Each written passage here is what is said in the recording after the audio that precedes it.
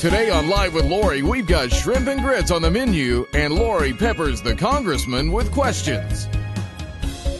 Hi, and welcome back to Live with Lori. We're here with Congressman Dave Weldon, and we've got our onion sauteing.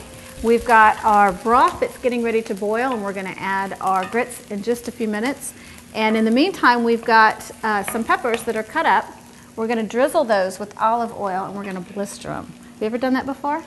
No, I'm not familiar with blistering peppers. Okay, well, it gives them a really nice char flavor. So as I put this on, I'm just going to ask you to rub it in on the skin. You've got to get your hands dirty. With my fingers? With your fingers. Well, I already washed my hands. Okay, well, it's up to you. And while you're doing that, I'm going to ask you some more questions. Yeah. How do you think that being a doctor influenced some of the decisions you've made, you know, as a congressman? What do you think? What do you think the impact of that is?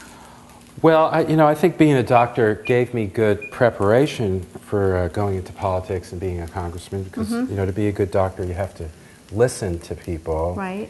To figure out, what's wrong with them. People come in with a complaint, and being in politics and in Congress, it was somewhat similar. I had to basically listen to my constituents, listen to people who came and visited me in Washington who had concerns about various issues. So you got to be a good listener.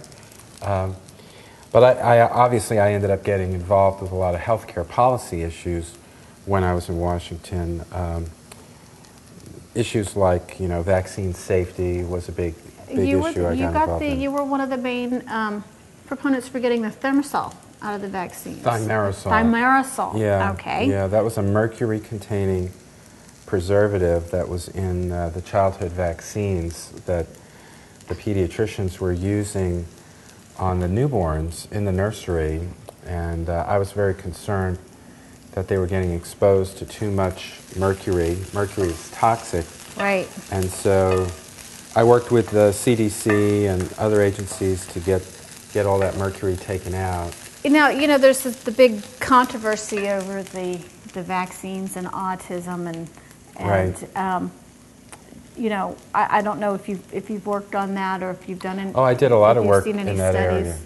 What is as a doctor, what is your opinion on that? Well, in my opinion, there's no real solid evidence that any of these vaccines cause autism. Right. And they save lives, they protect children from disease, so parents should get their vaccines.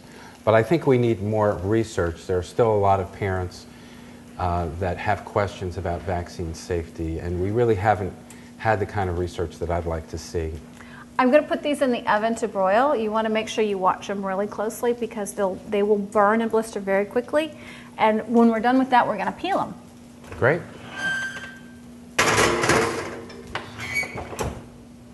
And while that's going, we've got our broth. We're going to throw some grits in there, stir that up, and turn it down. You have to be careful with this because it will pop and bubble at you.